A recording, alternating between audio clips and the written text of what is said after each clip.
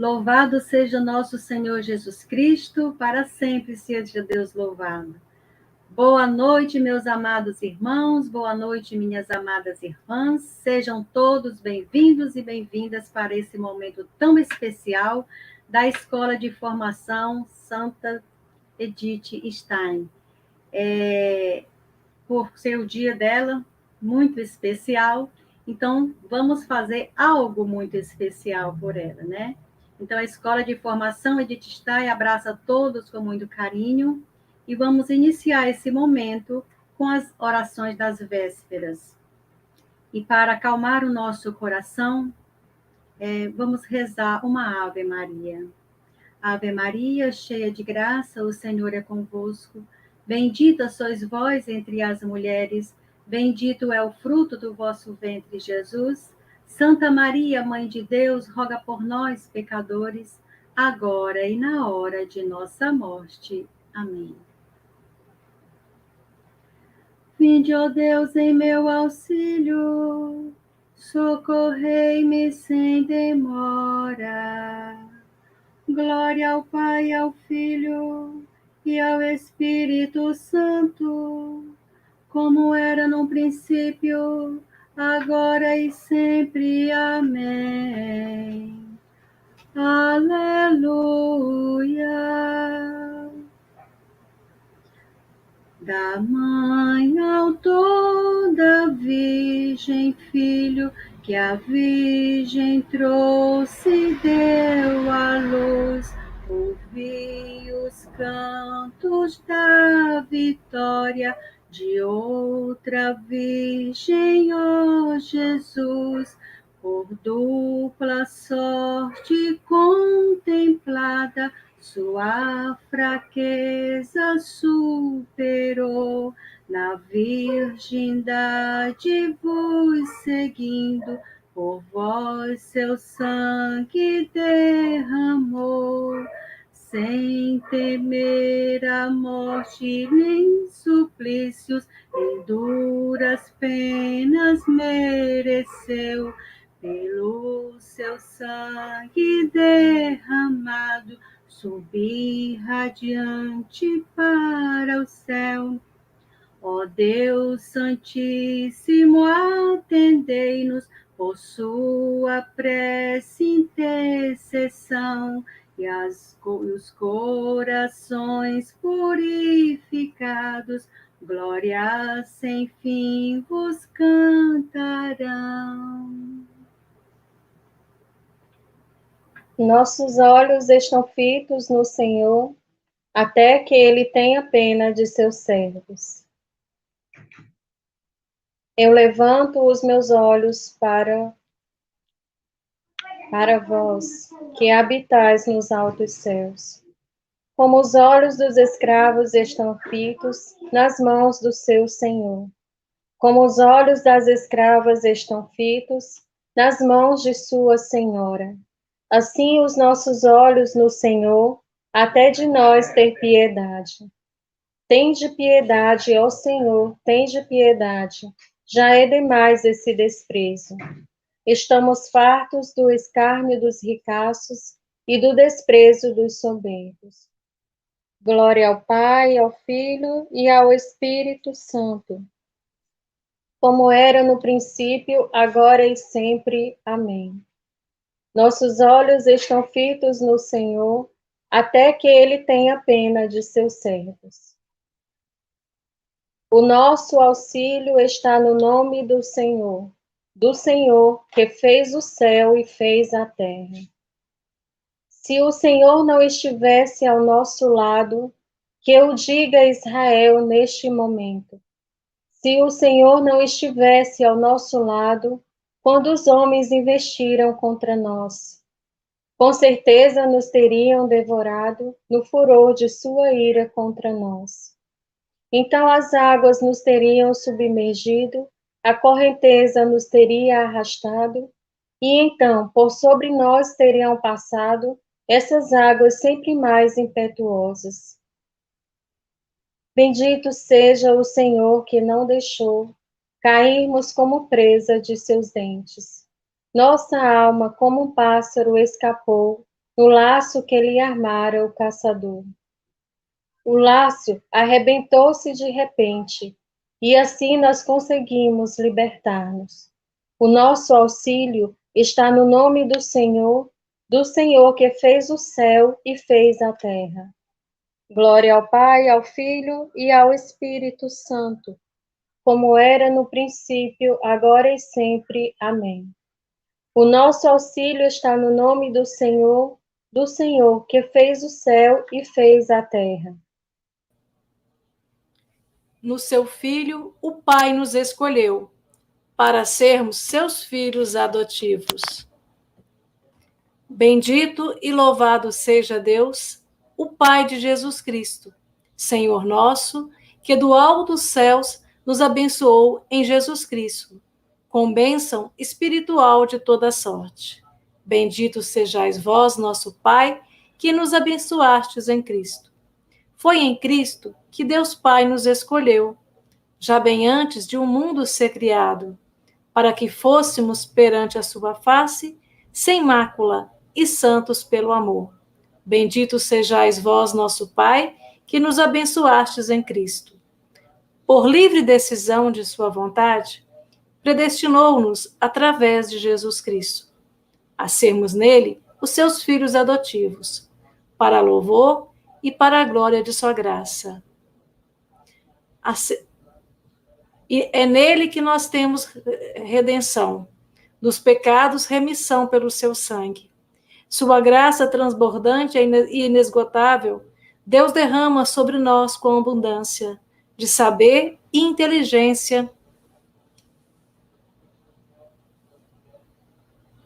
nos dotando. Bendito sejais vós, nosso Pai, que nos abençoastes em Cristo. E assim ele nos deu a conhecer o mistério de seu plano e sua vontade, que propusera em seu querer benevolente, na plenitude dos tempos realizar, o desígnio de em Cristo reunir todas as coisas, as da terra e a do céu. Bendito sejais vós, nosso Pai, que nos abençoastes em Cristo. Glória ao Pai, ao Filho e ao Espírito Santo, como era no princípio, agora e sempre. Amém. No seu Filho, o Pai nos escolheu para sermos seus filhos adotivos. Leitura breve de 1 Pedro, capítulo 4. Caríssimos, alegrai-vos por participar dos sofrimentos de Cristo, para que possais também exultar de alegria na revelação da sua glória. Se sofreis injúrias por causa do nome de Cristo, sois felizes, pois o Espírito da glória, o Espírito de Deus repousa sobre vós.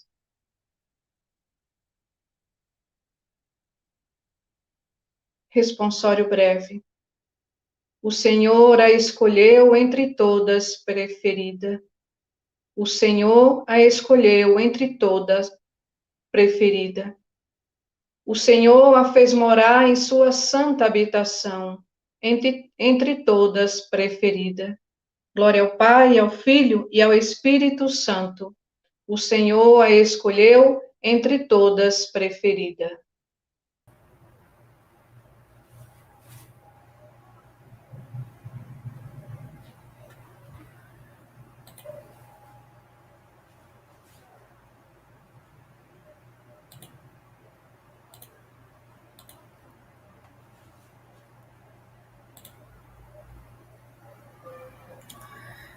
Duas vitórias, celebremos neste mesmo sacrifício a virgindade consagrada e a glória do martírio.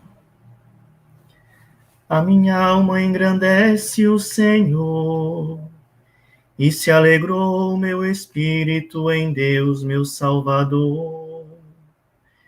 Pois ele viu a pequenez de sua serva. Desde agora as gerações hão de chamar-me de bendita. O poderoso fez em mim maravilhas, e santo é o seu nome. Seu amor de geração em geração chega a todos que o respeitam. Demonstrou o poder de seu braço, dispersou os orgulhosos, derrubou os poderosos de seus tronos e os humildes exaltou. De bem saciou os famintos e despediu sem nada os ricos. Acolheu Israel, seu servidor, fiel ao seu amor, como havia prometido aos nossos pais, em favor de Abraão e de seus filhos para sempre. Glória ao Pai, ao Filho e ao Espírito Santo, como era no princípio, agora e sempre. Amém. Duas vitórias, celebremos neste mesmo sacrifício a virgindade consagrada e a glória do martírio.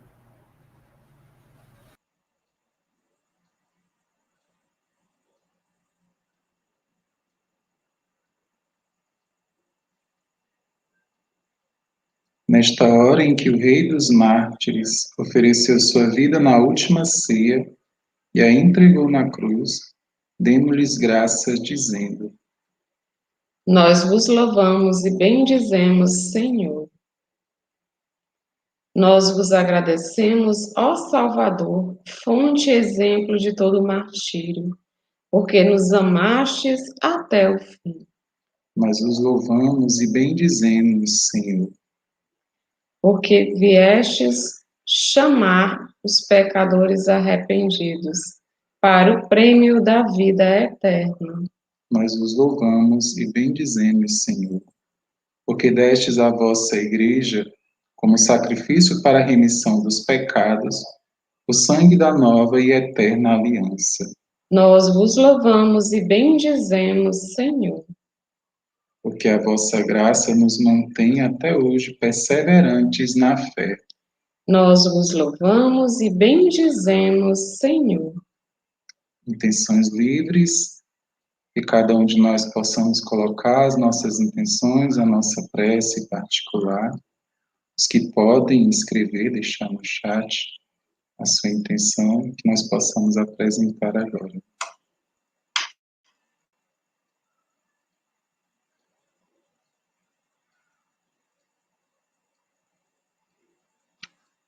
Nós vos louvamos e bendizemos, Senhor, pelos que não têm fé, para que, buscando a verdade de coração sincero, cheguem ao conhecimento e à fé em Cristo.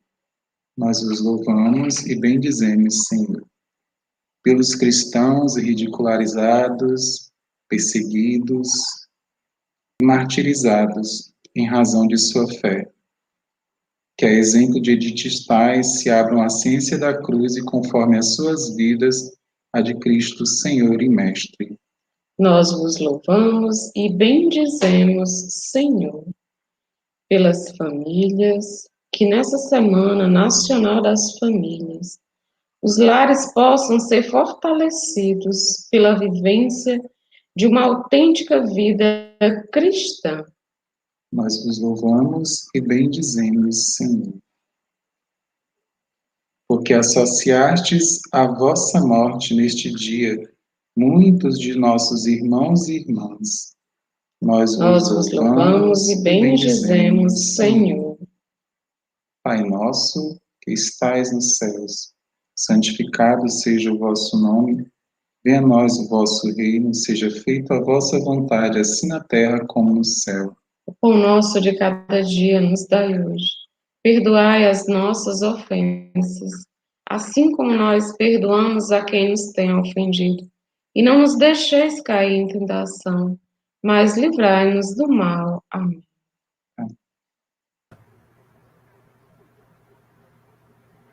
Senhor Deus de nossos pais, fazei abundar em nós a sabedoria da cruz, com a qual, admiravelmente, enriqueceste Santa Teresa Benedita na hora do martírio. Concedei-nos, por sua intercessão, que constantemente vos procuremos suma verdade e guardemos fielmente, até a morte, a eterna aliança de amor, selada no sangue de vosso Filho, para a salvação de todos os homens. Por nosso Senhor Jesus Cristo, vosso Filho, na unidade do Espírito Santo. O Senhor nos abençoe, nos livre de todo mal e nos conduz à vida eterna. Amém.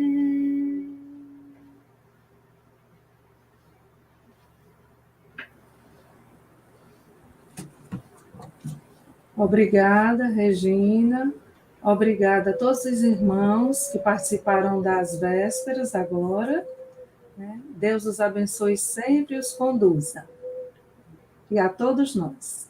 E mais uma vez, a todos que nos assistem, sejam todos bem-vindos a mais desse encontro. Hoje temos como finalidade uma formação sobre a patrona da nossa escola. Hoje, na igreja, se celebra a memória de Santa Teresa Benedita da Cruz, Edith Stein, que é a patrona da nossa escola de formação. Então, teremos agora uma formação com uma jovem carmelita secular, que eu vou apresentar em alguns instantes. Antes disso, vou ler um pequeno trecho de Edith Stein, que ela mesma nos fala. Então, pensemos nisso, que ela nos vai falar ao coração. Então, um trecho de Edith Stein. Durante o tempo que procedeu a minha conversão, e inclusive um bom tempo depois, tinha a convicção de que levar uma vida religiosa significava o abandono de tudo do mundo terrestre, para viver somente no pensamento de coisas divinas. Progressivamente, aprendi a reconhecer que algo mais nos é pedido neste mundo e que, inclusive na vida contemplativa, a ligação com o mundo não deve ser rompida. Creio, inclusive, que quanto mais profunda é a atração que nos conduz a Deus, maior é o dever de sair de si. Nesse sentido, também é descer em direção ao mundo para levar ali a vida divina. Então, que todos nós possamos saborear esta formação sobre essa grande mulher, grande cristã, grande filósofa, vamos conhecer. Então, Edith Stein, Santa Teresa Benedita da Cruz. Agora passo a apresentar a nossa facilitadora de hoje, quem nos dará a formação. Gilcivânia Pinheiro, carmelita secular, com promessas definitivas, membro da comunidade Rainha do Carmelo, de Fortaleza, Ceará, juntamente com seu esposo, Romário, que também é membro com promessas definitivas. A Gil é encarregada da nossa formação na comunidade e também é responsável na província pela Comissão de Jovens da província São José, nossa província secular. Ela é enfermeira, com especialização em terapia intensiva e mestranda em medicina translacional. Professora também em curso técnico de enfermagem. Seja bem-vinda, Gilcivânia, mas nós a chamamos carinhosamente de Gil. Seja bem-vinda, Gil, e sejam todos bem-vindos a esta formação. Com vocês, Gil. Boa noite, Mônica, boa noite a todos os irmãos. nossos irmãos carmelitas, nossos irmãos que não são do Carmelo, mas que estão aqui para ouvir um pouco mais sobre Edith Stein e crescer e refletir, rezar com ela nesta noite.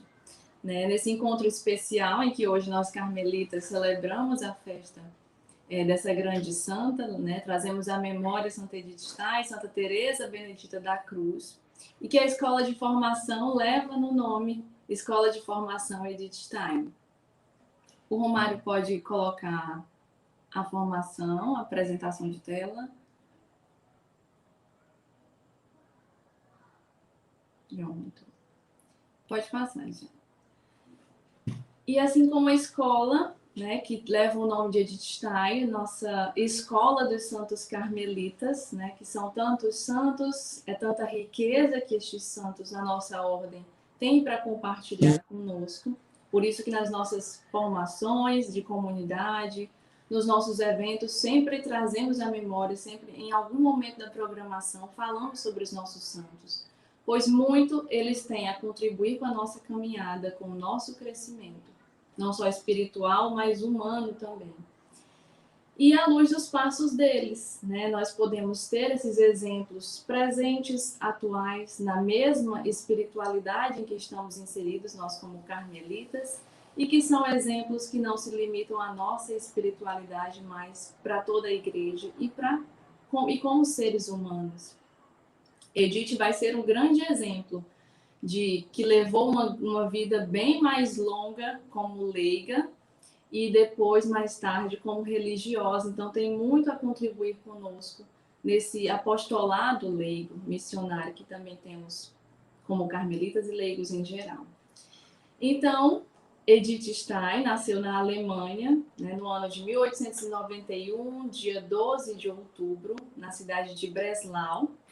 E para os seus pais, o seu nascimento foi um sinal de predileção do Senhor, já que o dia em que Edith Stein nasceu foi o dia do Yom Kippur, o dia do perdão, a data comemorativa, a festa judaica mais importante. E para essa família judia, Edith Stein veio como a 12ª filha, caçula, que cresceria de forma encantadora, cujo pai era um comerciante de madeira, e a mãe era uma dona de casa, mas seu pai acabou, antes dos 2 anos de idade dessa caçula, falecendo por vítima de insolação.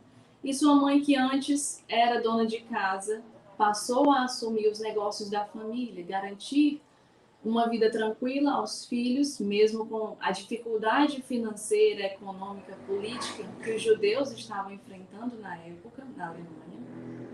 Mas, mesmo assim, conseguiu garantir uma vida tranquila aos filhos, e não só nesse ofício profissional fora do lar, mas também, ao mesmo tempo, conseguiu garantir igual zelo pela educação, pela criação dos filhos e pelas atividades domésticas também. Saiu a apresentação de tela. Acho que o Mário coloca em breve. Então, a mãe de Edith Stein acabou por ser o seu maior referencial, o seu primeiro referencial de mulher determinada, de mulher trabalhadora, de mulher responsável, convicta e independente, forte. Então, sendo mais um pilar para o que viria Edith Stein a se tornar na sua vida acadêmica e depois como santa. Cresceu, então, de forma como uma criança encantadora. Claro que, por ser a caçula de 12 irmãos, acabou inevitavelmente sendo mais mimada, sendo o centro das atenções da família, o que pode até levá-la a ser um pouco egocêntrica, birrenta, de querer ter tudo o que queria na hora em que queria. Então, era meio difícil até para ela controlar os seus ânimos, era um pouco explosiva, mas foi amadurecendo, claro, e se transformou na grande santa que conhecemos. Muito mais resignada do que essa infância birrenta que vemos aqui. E a sua natureza, o seu potencial e extraordinário zelo pelos estudos, amor pelos estudos e a sua extraordinária inteligência sempre foram notáveis, desde essa primeira infância. Pode passar. Mas mergulho esse nos estudos, na vida acadêmica, que ainda na infância, adolescência, a levaram a uma crise, a sua primeira crise existencial. O Mário pode passar o slide. Levaram a uma crise existencial. Então, esse mergulho nos estudos, esse mergulho no conhecimento, ainda na infância e adolescência, mais que preenchê-la, não conseguiram preenchê-la, não conseguiram norteá-la, torná-la a mulher forte em que ela buscava ser exemplo de sua mãe, mesmo entrando em movimentos feministas ainda na escola, no ginásio, que à época estava tendo o boom desse movimento feminista, mas que não a tornou uma mulher mais forte, determinada e convicta. Pelo contrário, acabou por gerar incertezas e ainda uma crise existencial, que levou uma adolescência tentando, seguindo de forma alegre, mantendo seu gosto pela música, por passeio com outros jovens, mas acabou por se afastar das práticas religiosas que sua família sempre teve muito zelo e apego, até, se pode dizer. Só não se afastando por completo de todos os ritos e práticas religiosas para não causar um desgosto maior à sua família e, em especial, à sua mãe. Porque passou por um momento que se pode dizer até de ateísmo, agnosticismo, que não se chegou a ser contra Deus, mas se tinha apenas esquecido de Deus, mergulhando nesses estudos, nessa vida completamente alheia a qualquer prática religiosa. Pode passar, Mário. Quis, então, largar até os estudos, né, ainda nessa vida de educação básica, quis largar os estudos, chegou a passar uma temporada, alguns meses, na casa de sua irmã Elsie, que já era casada e que também já não era mais tão religiosa como o resto da família, podendo ter sido até uma influência também nesse agnosticismo, ateísmo, nessa fase que Edith acabou vivendo. Mas que mesmo assim, Deus age onde quer e como quer. Foi este também um meio para crescimento e transformação da personalidade, da vida, do sentido e busca por estudo, por realização e pela verdade, que seria a maior busca de Edith Stein. Então, a sua perspectiva, vendo a realidade da mulher nesse meio em que estava inserida durante esse tempo que passou com sua irmã, conseguiu ver a dificuldade que as mulheres na época sofriam, né, de serem vistas como sexo frágil, como mulheres não poderiam assumir nenhum cargo, uma posição dentro da sociedade, na política, nem na pedagogia, no ensino em geral, porque não podiam ser protagonistas. O seu protagonismo, pelo contrário, se limitava a serem progenitoras, a maternidade e a vida doméstica.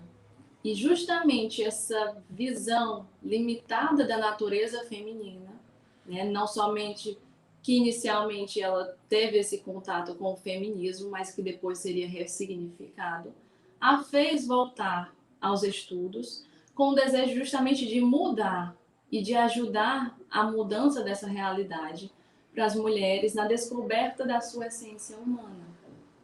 Não só como a sua vida doméstica, materna, de esposas, mas na sua vida tendo um protagonismo na sociedade, cultural, social e político. E em 1911, Edith Stein entra na universidade, sendo uma das primeiras alemãs a ingressar nos estudos universitários e a mais tarde se tornar doutora. Pode passar.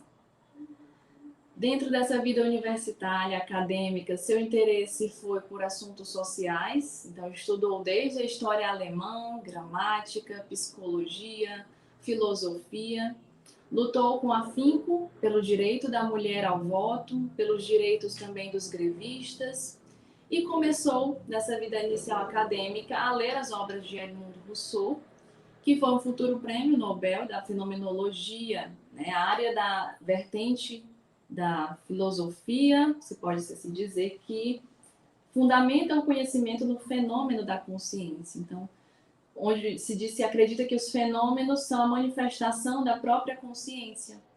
E por isso, todo conhecimento é também conhecimento de si. ligando muito o objeto e sujeito no estudo. Que antes de chegar a trabalhar futuramente com Rousseau na fenomenologia, Edith passou pela psicologia, pelo positivismo, em vista da sua grande sede pela verdade, pelo entendimento da existência humana, né? E o positivismo, auge do racionalismo, onde se acreditava que o único conhecimento válido era o conhecimento científico, e só se podia crer naquilo que podia ser comprovado cientificamente. Então, o auge da racionalidade, e onde ela provavelmente esperava encontrar a verdade pela qual ela tinha sede, constantemente e como a sua única prece, essa verdade. Né? Entender a ligação entre a relação entre a existência humana e a ligação direta com Deus. Mas mesmo nesse positivismo, ela não pôde encontrar. Nesse auge da racionalidade, não conseguiu uma resposta à sua sede de conhecimento sobre os problemas fundamentais do ser humano e nem sobre o destino da humanidade, sobre essa relação entre a existência humana e uma ligação direta com Deus. Pode passar.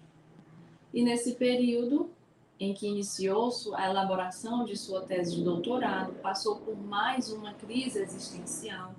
Chega a dizer que chegou ao ponto de não conseguir atravessar uma rua sem desejar ser atropelada por um carro. Né? E que ainda certamente ninguém pressentia o que se passava com ela.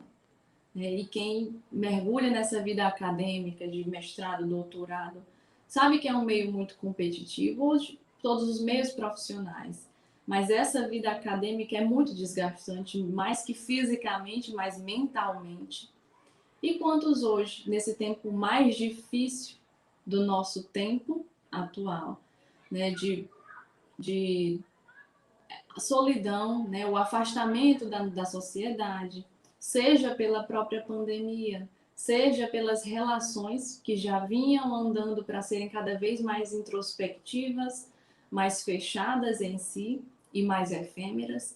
Então, é um tempo difícil que vemos hoje cada vez mais pessoas jovens, cada vez pessoas até mais jovens ainda, crianças e adolescentes, passando por problemas psiquiátricos, depressão, a solidão, sendo que se não houver esse engajamento do próximo em olhar, perceber a necessidade e ajudar, muitas vidas estão se perdendo, né? Por essa falta de olhar o próximo.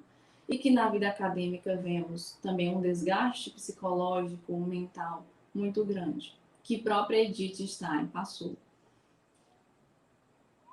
E que, pode passar a slide, conseguiu ressignificar esse momento de solidão, de inquietação, de falta de sentido através de um serviço voluntário na Cruz Vermelha durante a Primeira Guerra Mundial, em 1914, onde ela voltou para a sua cidade natal, em Breslau, para servir, estudou um curso de enfermagem para jovens universitárias, e se preparou para ser enfermeira como voluntária durante a guerra no hospital, onde um espaço que era ajustado para acolher esses enfermos acabava comportando cerca de 4.000 leitos. Então, um número muito grande de pacientes para alguém que teve que se formar às pressas nesse estudo da saúde, né, no serviço voluntário como enfermeira, mas que não diminuiu em nada a excelência, o zelo e o empenho desse exercício profissional dela como enfermeira, onde ela prestava assistência em salas de cirurgia,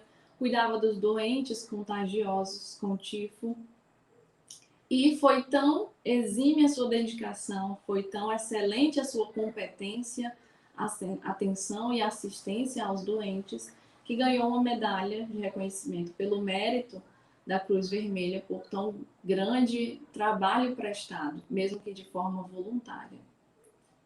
Pode passar.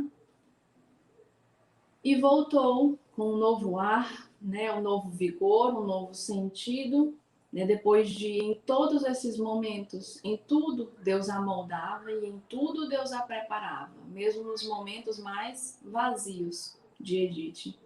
E voltou depois desse período de serviço voluntário à universidade para concluir a sua tese, enfim, concluir o seu doutorado, com a ajuda de um velho amigo, Adolf Reinach, que era protestante, Rousseau, também na fenomenologia, a qual Reinach era assistente na faculdade. Inicialmente era protestante, depois converteu-se ao catolicismo. E com a ajuda desse amigo, com a ajuda desse serviço voluntário, conseguiu superar essa crise depressiva, esse momento depressivo em que passou, e percebeu o efeito da gratuidade da amizade, do amor sincero e da eficácia de um ser empático.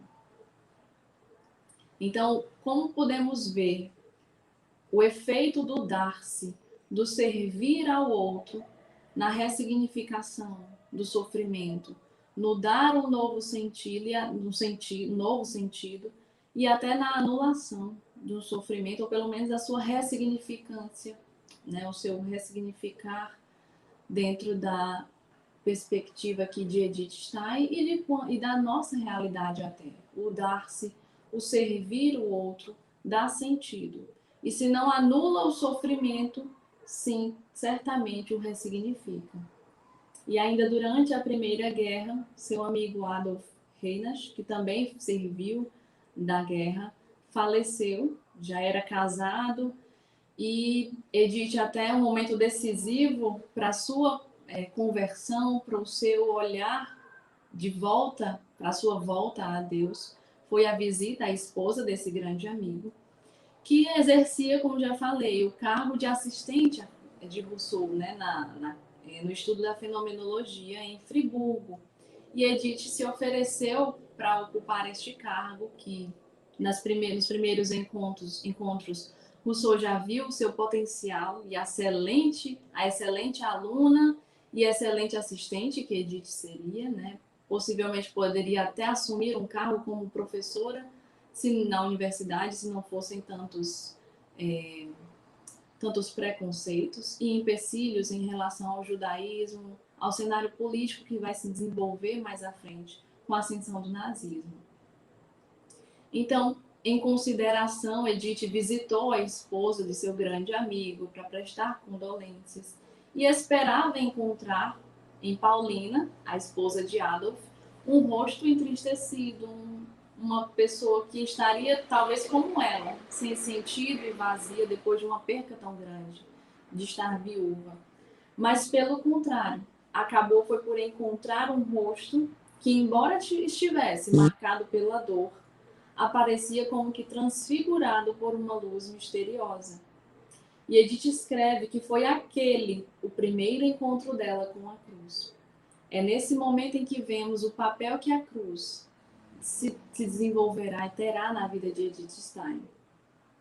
Foi a primeira experiência de Edith da força divina que emana da cruz e se comunica àqueles que a abraçam.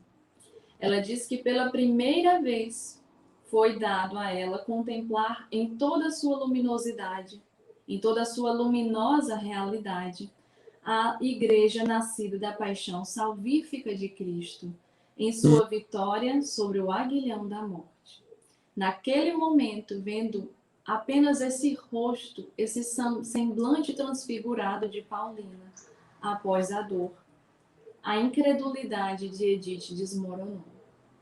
O esquecer-se de Deus, o esquecer-se da vida religiosa, esvaiu-se mesmo os resquícios religiosos do judaísmo que haviam nela, e Cristo se levantou, radiante diante do seu olhar. Cristo no mistério salvífico de sua cruz. Edith, nesse momento, acaba de encontrá-lo. Momento que ainda não será o momento em que ela tomará a decisão e a conversão ainda não estará concretizada, mas no passo seguinte. Pode passar, Romani. Onde, mais uma vez, Deus usa de quem quer e como quer. E, mais uma vez, alguém que nem ao menos católico foi meio para a conversão de Edith. Quando, em março de 1921, de férias, na casa de campo de um casal amigo, Edith resolveu visitá-los e passar o tempo lendo. onde escolheu por acaso e abriu justamente um volumoso livro cujo título era Vida de Santa Teresa de Ávila, escrito por ela mesma. Diz Edith que comecei a ler e fiquei tão arrebatada que não consegui parar até terminá-lo. Quando fechei, disse comigo mesma: esta é a verdade. A verdade que Edith há tanto tempo e por tantos lugares, por tantas vertentes filosóficas, havia procurado e não havia encontrado. No dia seguinte, Edith foi ao centro da cidade, comprou um catecismo, comprou um missal, leu-os também rapidamente e ao ir à sua primeira missa na Igreja Católica, pôde reconhecer que aquele seria o seu lugar e já cuidou para que rapidamente fosse batizada. O sacerdote até indagou-a de quanto tempo ela estava estudando a religião cristã católica para fazer este momento de conversão. E, mesmo diante de pouco tempo, o que ele perguntava, ela sabia responder. Ela mesma disse: pode me indagar que eu responderei. E tudo foi certa e prontamente respondido. E logo recebeu o batismo.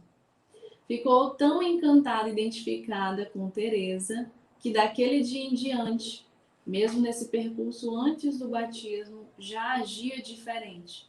É como se naquele dia que escolheu aquele determinado livro ao acaso, Edith já tivesse começado a viver como carmelita, ao exemplo da mulher determinada, forte e convicta que encontrou em Santa Teresa de Jesus, Santa Teresa de Ávila, se identificando com ela. E também, claro, deve ter lembrado de sua mãe, que era o seu referencial de fortaleza, convicção, determinação na sociedade e na família em que estava inserida. Pode passar. E justamente essa lembrança de sua mãe foi o momento em que ela se dividiu entre a alegria de ter encontrado a verdade e a inquietação de como contar isso para sua mãe. Como contar que se converteu ao catolicismo para uma mãe que era judaica, zelosamente ia ao templo religioso, seguia suas orações do judaísmo em família e prezava para que seus filhos também seguissem esses passos. Mas como contar à sua mãe que teria desistido do judaísmo pela vida acadêmica, e não só agora pela acadêmica, mas para se tornar uma católica? E, corajosamente, foi até sua mãe, viajou de volta a Breslau para contá-la, respeitosamente, foi no dia de seu aniversário e respeitosamente a acompanhou ao templo, à sinagoga, para um rito religioso celebrado. Participou com sua mãe, mesmo já tendo tomado a sua decisão, mas para ter mais tempo e conversar com ela sobre a sua decisão, que foi a decisão mais difícil e dolorosa que sua mãe teve que aceitar, mas que para Edith foi a decisão mais libertadora, né, de ter encontrado a verdade que a tanto buscava, o sentido que a tanto procurava, a relação entre a existência humana e Deus, encontrou no catolicismo. E sua mãe mesmo, de alma ferida, aceita o caminho que Edith agora trilharia, que ainda Edith tentou consolar, conformar sua mãe, dizendo que seria um período de prova, quando começasse a entrar no Carmelo, seria uma prova, não seria ainda definitivo, mas sua mãe sabia que, se era uma prova, Edith certamente seria aprovada, pelo sucesso que a filha sempre teve em seus exames, em suas provas, em sua vida de dedicação. Então, se era mesmo um período de teste, de prova, ela certamente passaria, então não seria temporário. Mas aceitou a decisão de sua filha. Pode passar. Que tinha o desejo de entrar para o Carmelo, não só ser católica, mas entrar para o Carmelo. Pode passar o slide. mas seu diretor espiritual, diante das suas potencialidades acadêmicas, filosóficas, os estudos que já desenvolvia, os escritos que já estava fazendo, preferiu orientá-la a, de forma mais proveitosa para a igreja, permanecer como leiga, permanecer no apostolado leigo. Então, Edith acabou ficando como leiga, mesmo que por 10 anos licenciando no Liceu das Irmãs Dominicianas em Spira, levou uma vida, mesmo que leiga, claustral. Uma vida intensa de piedade, de oração, de devoção.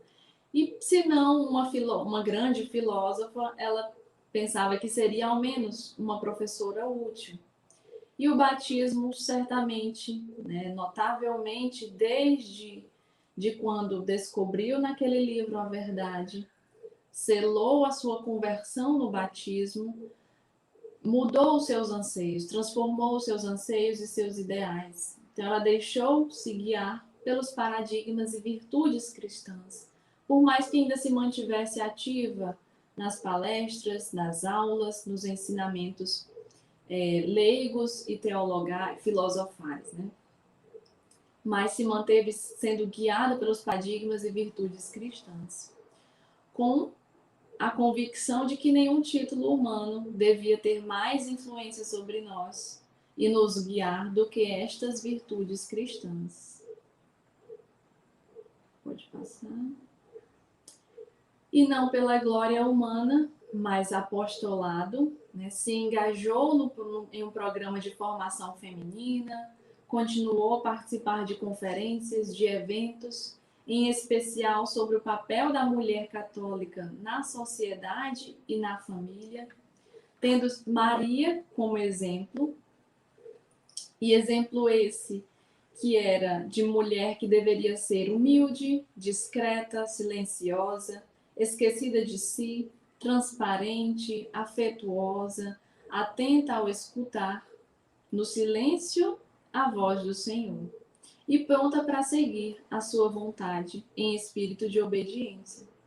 O modelo de mulher que Edith pregava, defendia, era uma mulher sempre disponível em casa, mas também na vida pública, no escritório, na fábrica, fosse em qualquer um destes ambientes, inclusive no claustro, disposta a ajudar, aconselhar, proteger e fazer crescer.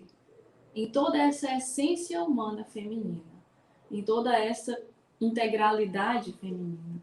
Tudo isso sem, porém, renunciar nunca, e nesse princípio ela era muito firme, aos seus direitos, aos direitos da mulher, e sem constranger a natureza num esforço de se comportar como um homem, de chegar a um local em que estivesse em igual patamar ao homem. Inclusive dizia que a mulher deve estar ao lado do homem, nunca no lugar dele, e também não num degrau abaixo dele. Então, muito mais que o feminismo, que pregava o ser superior ao homem, ou conseguir ocupar um lugar como o homem, no lugar dele, mas de igual forma, Edith conciliava um papel de mulher integral em sua essência humana, desde a sua natureza maternal, doméstica, a sua potencialidade de protagonismo na sociedade, na política, no âmbito social, cultural, para trazer um novo ar para a sociedade, de esperança e de transformação. Papel da mulher que a igreja até vem a cada ano discutindo mais, e Edith até falava sobre o papel da mulher, esse protagonismo na igreja, na missão apostólica, que não podia se limitar somente à maternidade, ao ser leiga, mas o ser leiga, ser mãe, esposa, profissional, e o que a mulher pudesse desenvolver, de forma tão rica que eram as opções. Ainda, Edith foi uma excelente tradutora das obras de São Tomás de Aquino, chegou a lecionar em Münster, no Instituto de Pedagogia Científica, Antropologia Filosófica e Teológica, Mas com a ascensão de Adolf Hitler e o antissemitismo, Edith não pôde mais lecionar, nem ao menos podia em faculdade, não podia nem nas escolas, menos ainda no ambiente universitário.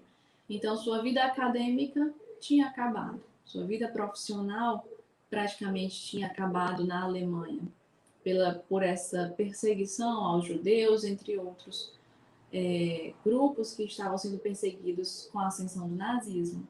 E duas opções foram postas para Edith. Duas opções ela tinha: de se mudar para a América do Sul e ao outro lado do mundo, ficar à distância de sua mãe, sem notícias, e exercer um ofício ainda como professora, ou se manter na Alemanha, mas enfim realizar o seu grande desejo de ser carmelita, de entrar para o Carmelo. E o que Edith escolheu foi justamente permanecer e se tornar carmelita. Entra para o Carmelo de Colônia, depois de 12 anos de espera, desde a sua conversão, tempo que viveu uma vida mesmo que leiga, mais claustral, na licenciatura no Colégio Inspira e Münster. Depois desses 12 anos, enfim, pode passar, Romário? Entra para o Carmelo. E em 1933, aos 42 anos, sem dotes domésticos e manuais, afinal, sua vida doméstica não foi muito bem engajada, então sua vida acadêmica tomou todos os espaços da sua vida, do seu tempo, né? O estudo era o seu tempo integral de dedicação. Até foi concedida uma exceção e pôde levar uma bagagem consigo na entrada do Carmelo. Sua bagagem foi justamente 6 caixas volumosas de livros, para que pudesse dar continuidade às suas obras, já que não exerceria essas atividades domésticas e manuais que são fundamentais na vida feminina conventual, já que naquela vida doméstica claustral, cada uma é responsável por uma atividade daquele lar religioso, mas Edith não tinha modos algum de como lidar com essas atividades, então lhe foi incumbida a missão de preparar um esboço da obra que já tinha iniciado na sua vida leiga, Ato e Potência, que acabaria por ser publicada de forma póstuma sob o título Ser Finito, Ser Eterno. Então, acabou se dedicando ainda no Carmelo à redação de muitos artigos, à escrita de livros sobre Teresa, sobre Isabel da Hungria, dentre outras santas, tradução e comentário da Ciência da Cruz, de São João da Cruz, que acabou, ao final, sua letra, caligrafia, sendo bem descuidada, já que teve que interromper às pressas. E em São João da Cruz encontrou a perfeita vivência do mistério da paixão, a razão do seu viver, e ainda imitando São João da Cruz, tomou o nome da Cruz para o seu onomástico, deixando de ser Edith Stein e passando a ser chamada, assumindo o nome de Irmã Teresa Benedita da Cruz. À luz dos nossos pais carmelitas, Santa Teresa e São João da Cruz. Emitiu seus votos perpétuos em 1938. Pode passar. Ano em que teve que ser transferida às pressas para a Holanda pela ascensão política de Hitler, e lá teve que ficar praticamente presa, né, até 1942, onde ela foi presa pela Gestapo. Ficou lá até esse momento, onde, acompanhada por sua irmã, uma de suas irmãs, que já não a julgava, foi a das que menos julgou Edith na sua decisão de conversão ao catolicismo, também se converteu ao catolicismo e também entrou para o Carmelo, só que não na forma religiosa, claustral, mas na forma leiga, secular, que na época era chamada ainda de Ordem Terceira do Carmelo. Então, sua irmã Rosa foi, juntamente com Edith Stein, com Teresa Benedita da Cruz, presa pela Gestapo em 1942. E Edith, muito convicta e certa da aceitação do seu destino, né? Sabia e tinha essa convicção de que não haveria cristianismo verdadeiro, cristianismo genuíno, sem participar, de algum modo, no mistério da cruz.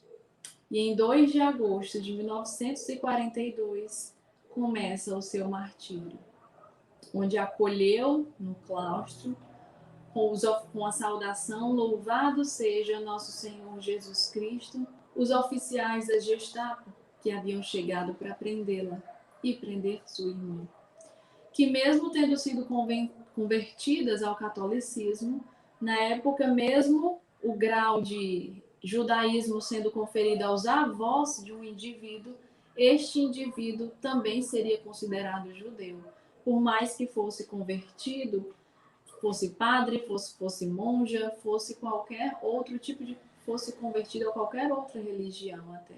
Mesmo por seus avós serem judeus, eram também considerados judeus e também, de igual modo, perseguidos. E Edith Teresa Benedita da Cruz acolheu os oficiais com esta saudação, certa de que saudava os representantes de uma luta muito mais antiga entre Deus e o demônio, mas com convicção, paciência, calma, contida em seu espírito, que muito de longe, nem de longe se igualava à personalidade birrenta e incontrolável que tinha na sua infância, mas pelo contrário, muito mais contida, aceitou um destino e aceitou algo que fugia aos seus planos, no gozo de ter entrado no Carmelo e não ter podido passar anos naquele lugar onde ela tinha encontrado a verdade, dentro do catolicismo. Mas aceitou com resiliência o seu destino, né, reconhecendo que não podia fugir de um destino que também era seu, de uma cruz que também era sua, de um destino a um povo que também era o seu povo. Pode passar. Por isso diz que tenho certeza de que Deus aceitará a minha vida. Penso sempre na rainha Esther, que foi escolhida exatamente para interceder por seu povo, diante do rei. Sou uma pequena Esther, pobre e impotente, mas o rei que me escolheu é infinitamente grande e misterioso. Esta é uma grande consolação. Por isso, com tanta calma, aceitou o destino que a seu povo era concedido e se entregou pacificamente pela salvação da Alemanha e do mundo. Pode passar. Conduzida ao campo de concentração de Auschwitz, onde foi destinado para o extermínio de judeus, de ciganos, de homossexuais, de doentes psiquiátricos em geral.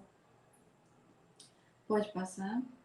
E considerada por aqueles que haviam uma pietas em Cristo, onde durante todo o percurso se manteve firme, se manteve trajada com o hábito carmelita marrom e impressionava a todos com a sua serenidade e recolhimento.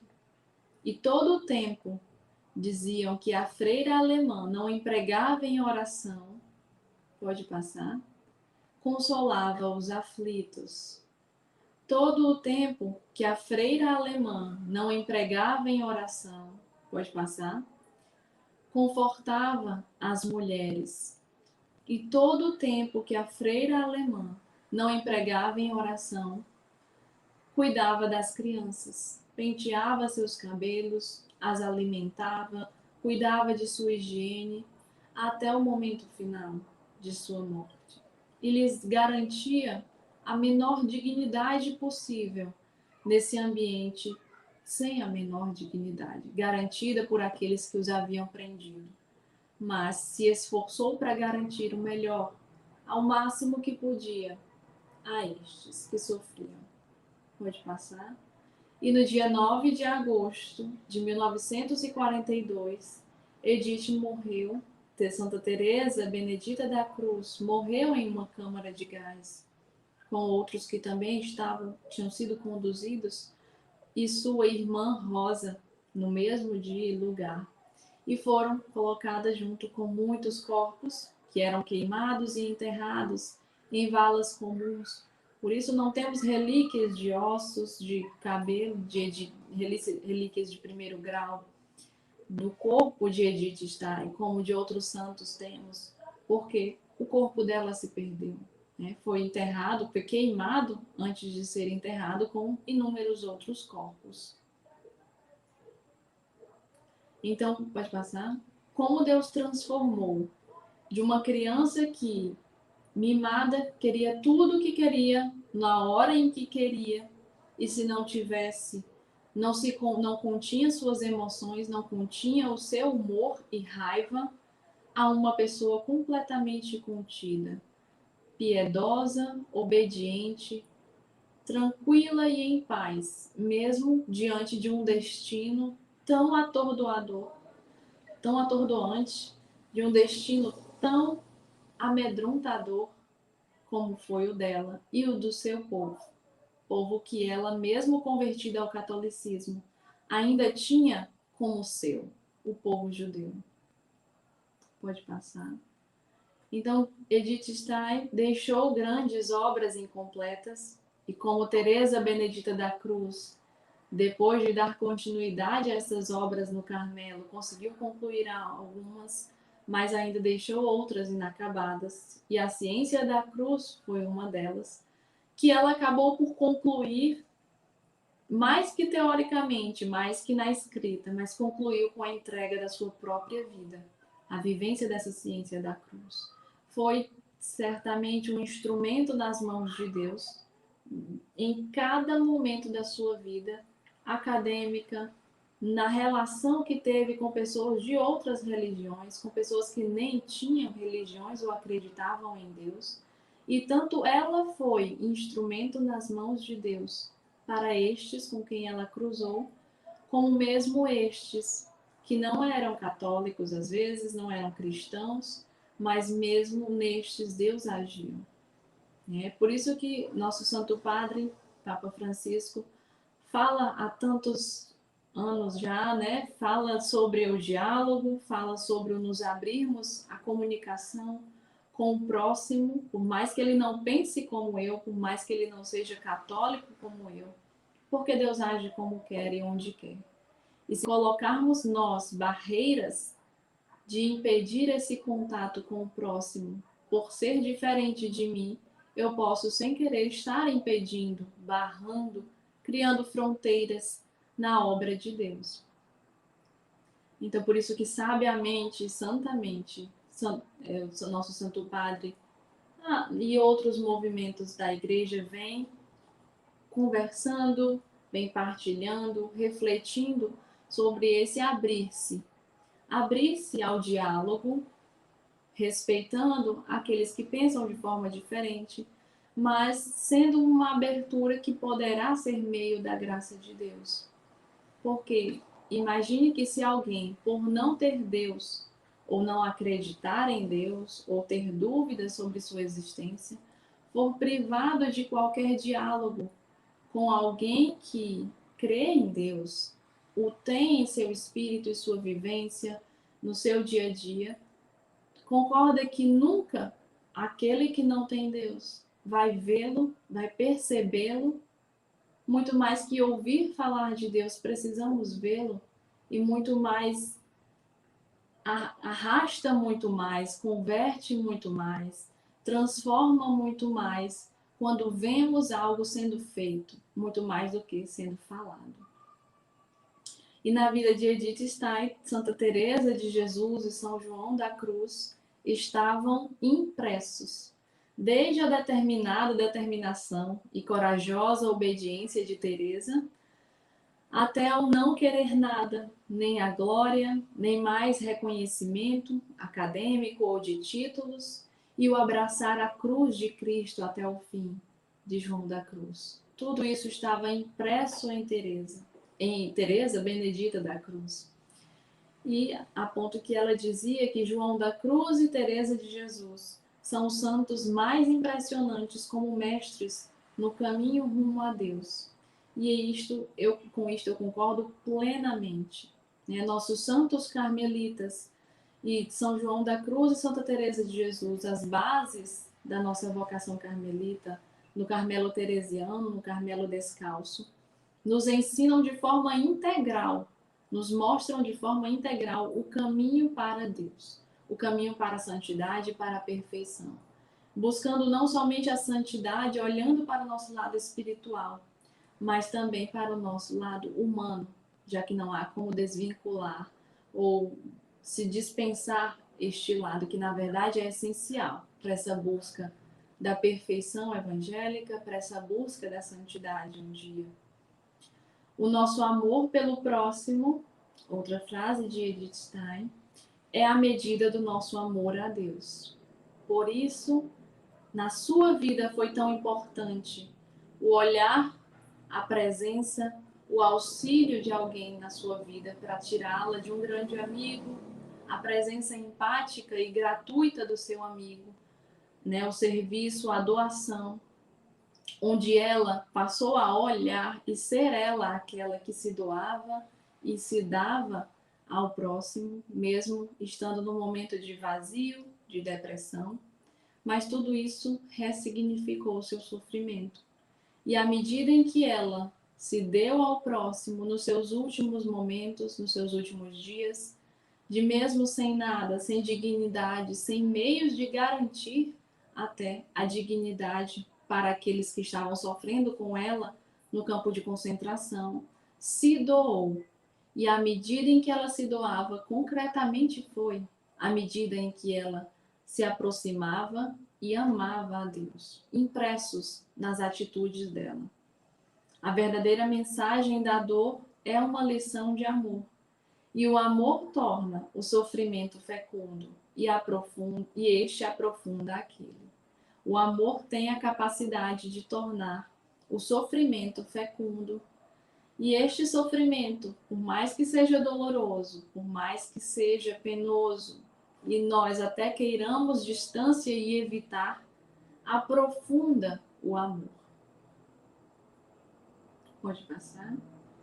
E finalizo a reflexão sobre Edith Stein, sobre Teresa Benedita da Cruz, Santa Teresa Benedita da Cruz, que teve um papel dentro do Carmelo, um papel na sociedade, um papel na vida acadêmica, que se destacou e foi de forma mais ampla impossível exemplo de mulher determinada e de monja e de carmelita santa, para nós. Então, poderemos pensar e refletir sobre qual o nosso papel também nesse jardim Carmelo e nesse jardim da nossa vida profissional, da nossa vida familiar. Será que eu tenho consciência de que perfume eu sou chamado a exalar por onde eu passo? Será que eu já ajo diferente? Eu hoje sendo carmelita, você com a vocação que tem na igreja, age diferente de forma que isso é percebido, muito mais que na fala que sai de você, mas nas atitudes e no jeito de se portar. Será que temos consciência do perfume que somos chamados a exalar? Perfume tão cheiroso e marcante como o que Santa Teresa Benedita da Cruz exalou, como o que São João da Cruz, Santa Teresa de Jesus exalaram. Então, todas essas oportunidades formativas, por mais breves, por mais simples que sejam, todos os nossos eventos, dentro do Carmelo, o convite é muito mais que a utilizar desses momentos, desses encontros, para aprender, para conhecer, para ler, mas é um convite exortativo, é um convite ativo, que nos chama a sair, a estar em ação, para uma vivência ativa da nossa fé e vocação. Seja carmelita, seja a vocação em que você que está assistindo está inserido. Tudo o que lemos não pode ficar dentro desse conhecimento religioso, limitado somente ao conhecimento. Não é aula, simplesmente, Não é não está se licenciando, mas se está crescendo junto. O convite no início que a Mônica fez foi de crescermos juntos, foi de refletirmos e de rezarmos, de que essa formação, por mais simples que tenha sido, tenha tocado, pudesse tocar o nosso coração. E eu espero que tenha tocado, eu espero que em algo possa ter ajudado no crescimento espiritual e humano de cada um de vocês que estão assistindo.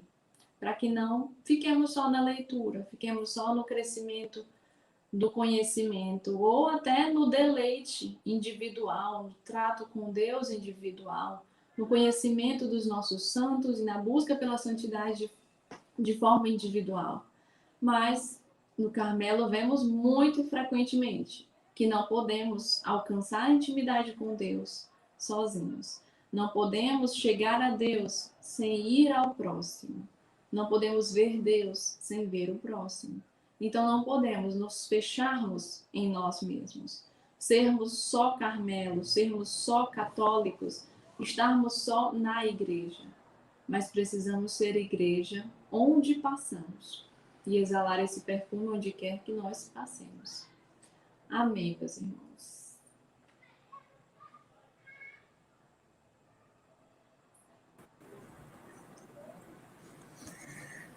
Belíssima formação, Gil. É emocionante mesmo. A história de Santa Teresa Benedita da Cruz, história com H, que você tão belamente nos explica, nos apresenta, nos leva a refletir como seres humanos. Muito obrigada a você, ao seu esposo Romário, que eu sei que está por trás das câmeras, aqui nos auxiliando. E agradecer a todos que estão aqui participando e pedir para lembrar, principalmente dessas palavras com as quais a Gil finalizou.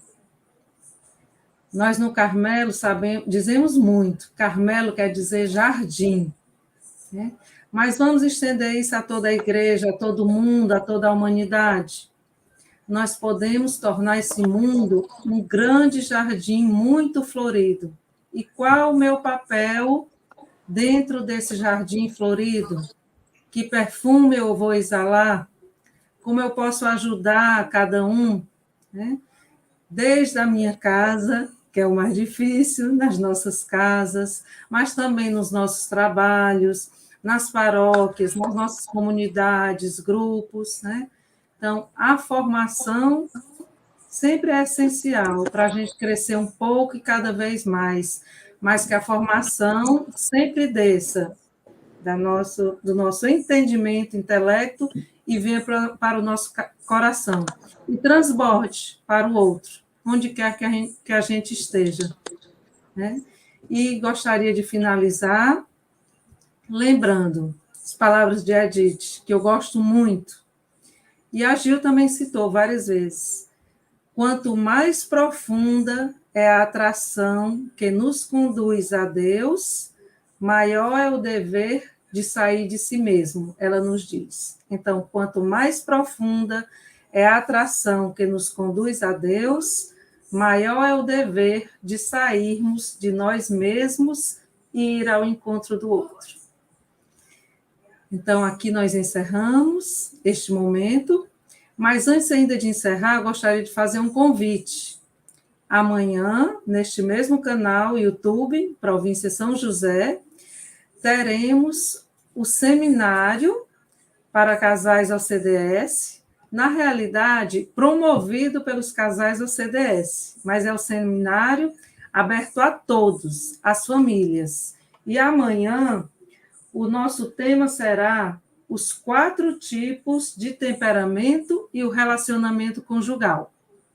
Estamos na Semana Nacional da Família e teremos este momento amanhã, aqui às 20 horas, e teremos também na quinta com o Frei Maicon, que falará para a gente do capítulo 3 da exortação apostólica do Papa Francisco, Amoris Laetitia.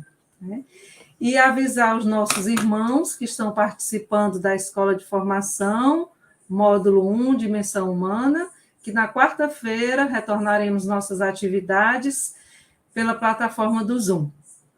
Então, uma boa noite a todos, né? Que o Senhor nos guarde, nos proteja, proteja a humanidade inteira, que Santa Teresa Benedita da Cruz interceda por cada um de nós, por nossas famílias, por nossa vocação, pelo mundo inteiro, por todos os que sofrem neste momento. Uma boa noite a todos e que o Senhor nos abençoe. Em nome do Pai, do Filho e do Espírito Santo. Amém.